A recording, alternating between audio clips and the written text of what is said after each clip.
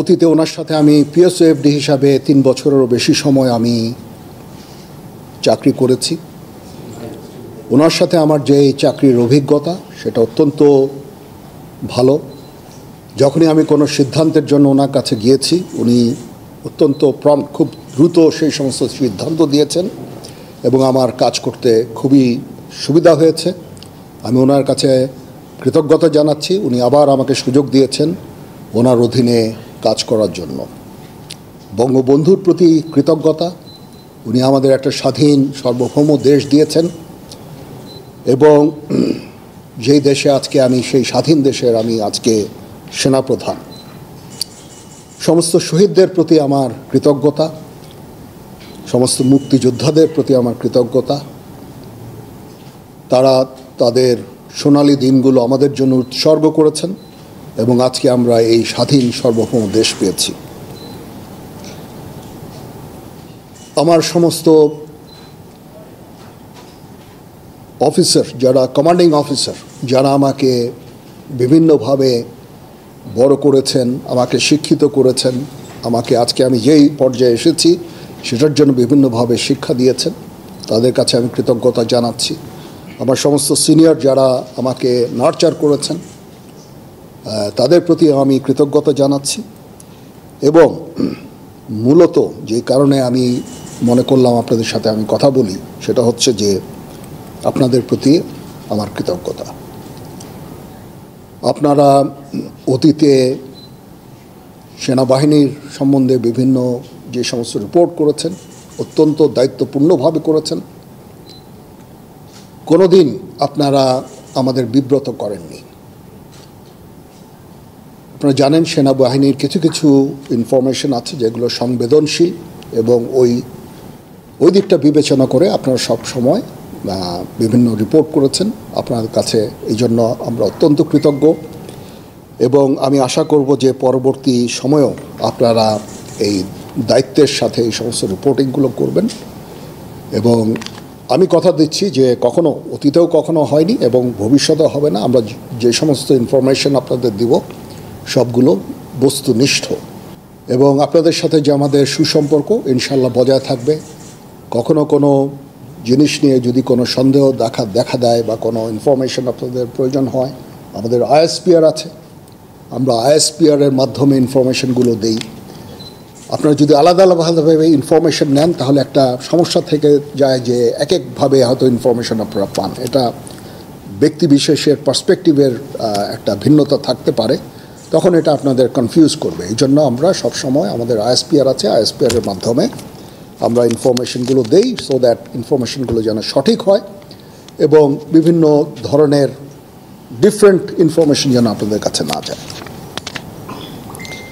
সেনাপ্রধান হিসাবে আমার প্রধান দায়িত্ব হচ্ছে সেনাবাহিনীকে সবসময় যুদ্ধের জন্য প্রস্তুত রাখা, বিভিন্ন ভবিষ্যৎ চ্যালেঞ্জের জন্য প্রস্তুত রাখা।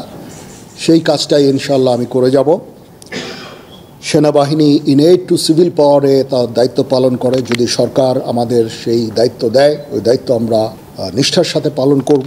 দুর্যোগ মোকাবেলায় যখন সরকার আমাদের নিয়োগ দিবে ইনশাল্লাহ আমরা সেই সমস্ত দায়িত্ব ভালোভাবে পালন করব। দেশ গঠনে আমাদের নিয়োগ দিলে সেটাও করব। বিশ্ব শান্তির জন্য আমরা কাজ করে যাচ্ছি। আমরা ইউএন মিশনে আমরা ডিপ্লয় হই, বিভিন্ন ইউএন অপারেশনগুলো আমরা করি শান্তি রক্ষার জন্য, বিশ্ব শান্তির জন্য আমরা কাজ করে যাই। সেগুলো ইনশাল্লাহ জারি থাকবে। এবং আমি আমার প্রাক্তন সমস্ত সেনাপ্রধানদের প্রতি আমি কৃতজ্ঞতা জানাচ্ছি। ওনারা আজকে ওনাদের শ্রম দিয়ে, ওনাদের মেধা দিয়ে আজকে যে অবস্থায় সেনাবাহিনীকে রেখেছেন, আমি সেই অবস্থা থেকে সেনাবাহিনীকে আরও সামনে এগিয়ে নিয়ে যেতে চাই। ওনারা অনেক পরিশ্রম করেছেন এবং সেনাবাহিনীকে একটা অত্যন্ত সুন্দর জায়গায় আমি পেয়েছি আমার এর আগে সেনাপ্রধানের কাছ থেকে।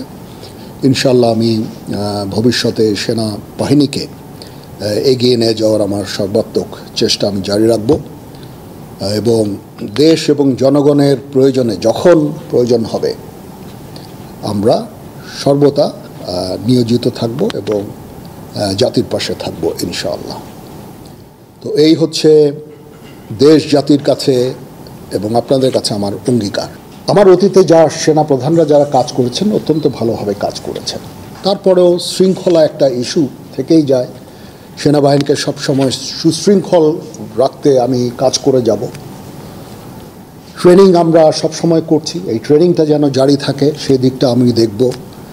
আমরা ইউএন মিশনে চ্যালেঞ্জিং দায়িত্ব পালন করছি, আমাদের অফিসার্স সৈনিকরা সবসময় ওখানে কাজ করে যাচ্ছে।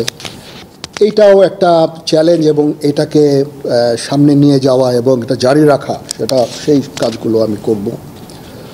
এবং এগুলো মোটামুটি আমি চ্যালেঞ্জ হিসাবে আমি এভাবে দেখছি না, বাট এই কাজগুলো ইনশাল্লাহ করব। দেশ জাতি গঠনে যখনই কোনো কাজে আমাদের নিয়োগ দেওয়া হবে সেই কাজগুলো আমরা করব।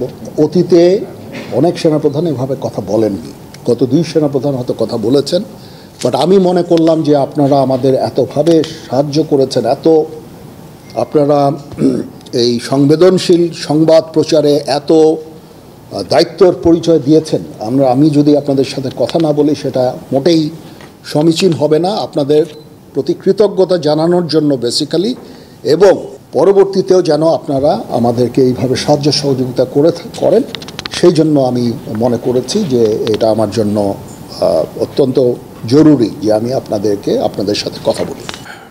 প্রথমত হচ্ছে যে আমরা এঙ্গেজড সমস্ত দেশগুলোর সাথে। মায়ানমারের সাথে আমরা এঙ্গেজড, আমাদের ওখানে ডিএ আছে, প্রতিনিয়ত ডিএদের সাথে তাদের সরকারের যোগাযোগ আছে, এবং আমাদের মধ্যে একটা আন্ডারস্ট্যান্ডিং আছে। আমি এই মুহূর্তে মনে করি না যে তারা নিজেরাই নিজেদের দেশে অলরেডি একটা সিভিল ওয়ারের মতো নিয়োজিত আছে। সিভিল ওয়ারে তারা কোনো ধরনের অ্যাগ্রেসিভ কোনো কিছু করবে আমি বেসিক্যালি আমি মনে করি না। তারপরেও আমাদের সেনাবাহিনী সবসময় এই প্রস্তুত আছে। নেভি আছে, নেভি তার পেট্রোলিং বাড়িয়েছে, সেখানে তারা ফ্রিগেট পাঠিয়ে সবসময় পেট্রোলিং করছে। বর্ডার গার্ডও প্রস্তুত আছে, যারা সেন্ট মার্টিনসে ডিপ্লয় থাকে সবসময়, এটা আগেও ছিল। বাট ইন ডুইং সো আমরা কোনো ধরনের প্রভোকেশন আমরা করি না। মায়ানমারের সাথে আমাদের রোহিঙ্গা ইস্যু ছাড়া there is no other issue. আমরা চাই যে তারা এই রোহিঙ্গাদের ফেরত নিয়ে যাক, তাছাড়া তাদের প্রতি আমাদের অন্য কোনো ধরনের বিদ্বেষ বা কোনো ধরনের সমস্যা আমি দেখি না। So we are engaged with them.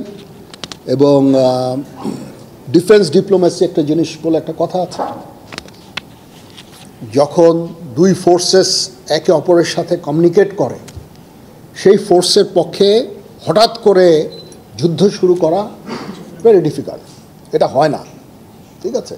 এই জন্য ডিফেন্স ডিপ্লোমেসিও ইজ ভেরি ইম্পর্ট্যান্ট। আমরা তাদের সাথে এঙ্গেজড আছি, সবসময় কথা বলছি, এবং শান্তিপূর্ণ উপায়ে আমাদের এই রোহিঙ্গা ইস্যুটা আমরা সমাধানের আমরা চেষ্টা চালিয়ে যাচ্ছি।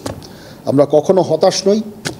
আমি মনে করি যে একদিন না একদিন ইনশাআল্লাহ এই সমস্যার সমাধান হবে। আমরা সবসময় তাদের সাথে এঙ্গেজ থাকব। তো আমরা ইনশাআল্লাহ একসাথে কাজ করে যাব। আবার আমি আপনাদের কনফার্ম করছি যে আমরা আপনাদের বস্তুনিষ্ঠ সংবাদই দিব, কখনো will never bluff you, that's for sure. এবং সবসময় বস্তুনিষ্ঠ সংবাদ আপনারা আমাদের কাছ থেকে পাবেন।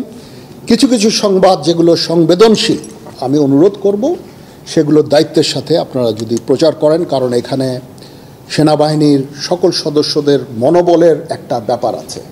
এমন কিছু আপনারা প্রচার করবেন না, প্রচার না করার জন্য আমি অনুরোধ করব যেটা মনোবলের উপরে একটা বিরূপ প্রভাব সৃষ্টি করে।